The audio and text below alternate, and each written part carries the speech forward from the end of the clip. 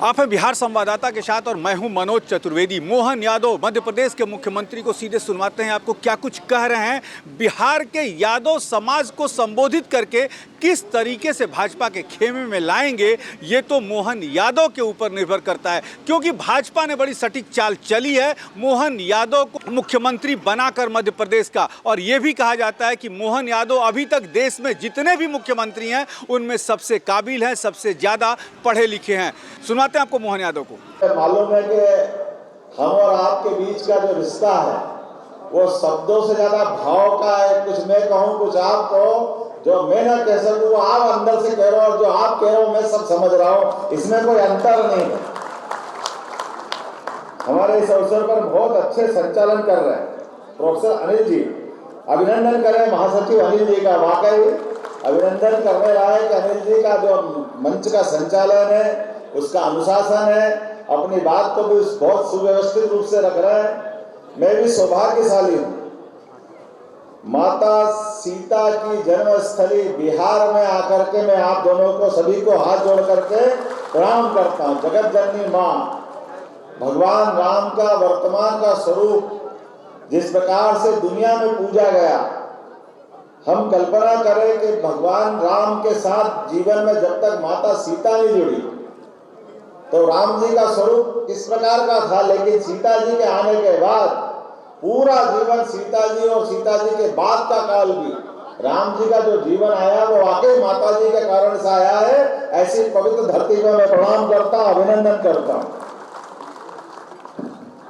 मैं खास करके बिहार के नाम के मामले में मेरा थोड़ा महाराज जी कंफ्यूजन है। मैं समझने के लिए आपसे भी चाहता हूं कि यूपी बिहार दोनों की जय बोलने के लिए बिहार का नाम बिहार है या कुछ अलग हटके है। मैं तो इसको इस रूप में ही देखता हूं, बोले वृंदावन बिहारी लाल की। भगवान कृष्ण के नाम पे जिन दो राज्यों का नाम आता है उसमें से उत्तर प्रदेश और बिहार है, इसके बाहर कुछ है क्या? ये जो आनंद हमारे सबके सामने है, दोनों राज्यों के नाम अपने आप आ जाते हैं एक जयकारे में। ये यश कौन दे सकता?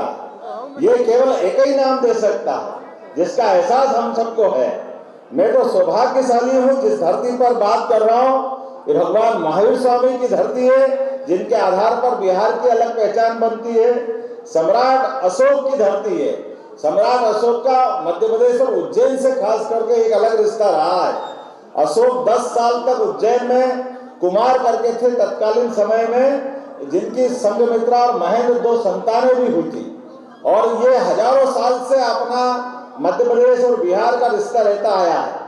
जो यहाँ सम्राट बनता था पहले वहां वो राज्यपाल करके काम करता था, गवर्नर करके काम करता था, और उसके बाद वो मगध में आते थे। पूरे देश के शासन संचालन में मध्य प्रदेश की भूमिका रहती थी। और बाबा महाकाल की नगरी, जहां से राजा सूरसेन यादव की लड़की से भगवान कृष्ण का 5वां विवाह हुआ, जिसका नाम मित्रविंदा है। भगवान की शिक्षा दीक्षा भी वहां हुई।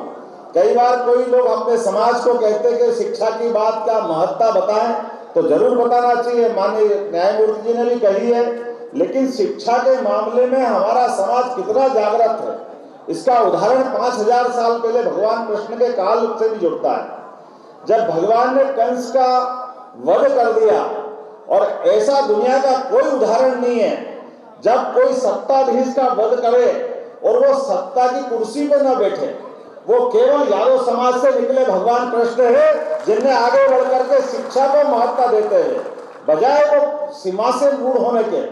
महाराज उग्रसेन को सत्ता में बिठा करके उन्हें शिक्षा की क्या महत्ता ये सबके सामने बताई।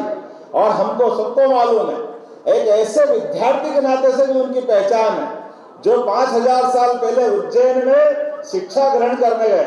यद्यपि वो उथल का दौर था, समय कम मिला, लेकिन भगवान को शिक्षा का समय कम मिलने के बाद भी 14 विद्या, 64 कला, 4 वेद और शिक्षा ग्रहण करने के शिक्षार्थी भी कैसे, जब जीवन के किसी भी मौके पर पढ़ना बहुत सरल होता है, लेकिन पढ़ी हुई बात को हर समय स्मरण रख के अपने मुखारविंद से निकालने की जिनमें क्षमता है, वो केवल एक ही विद्यार्थी में रही, भगवान कृष्ण में, जिन्होंने पूरी की पूरी शिक्षा का सार कर्म के माध्यम से, गीता जी के माध्यम से दिया, जो दुनिया की सबसे पवित्र पुस्तक के रूप में से आज भी सबका मार्गदर्शन करने के लिए तत्पर है।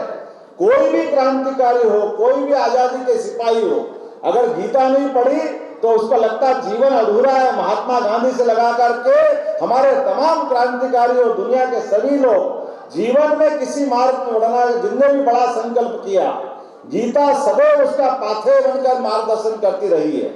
ये हमारा सौभाग्य है। हम सब भगवान कृष्ण को हमारे वंश का तो मानते ही है, लेकिन भगवान कृष्ण की पहचान कैसी है?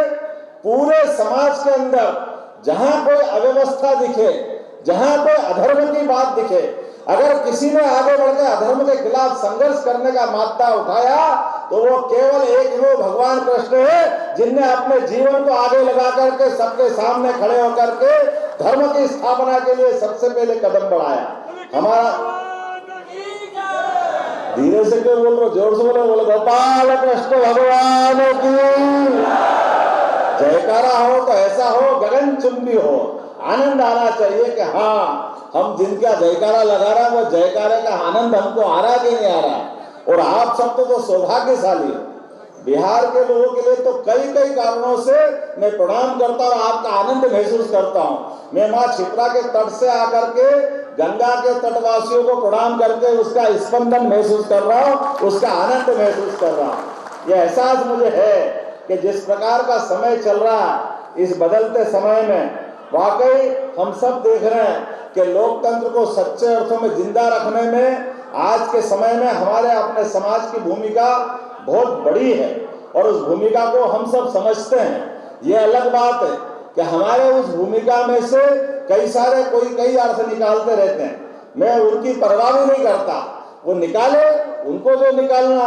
हम सब तो उस तरह के लोग हैं जिनके लिए अपने समाज की सेवा करते करते प्रदेश और देश की सेवा के साथ साथ भारत का मान दुनिया में बढ़े, इस दिशा में हमको आगे बढ़ने की आवश्यकता है और यही तो हम हजारों साल से करते आए हैं। सुन लिया आपने मोहन यादव को। उन्होंने ये किया कि हमारे समाज में पहले संस्कारी होना होगा, हमें शिक्षित होना होगा, तभी हमारा समाज आगे बढ़ सकता है। कैमरामैन प्रेम के साथ मैं मनोज चतुर्वेदी, पटना।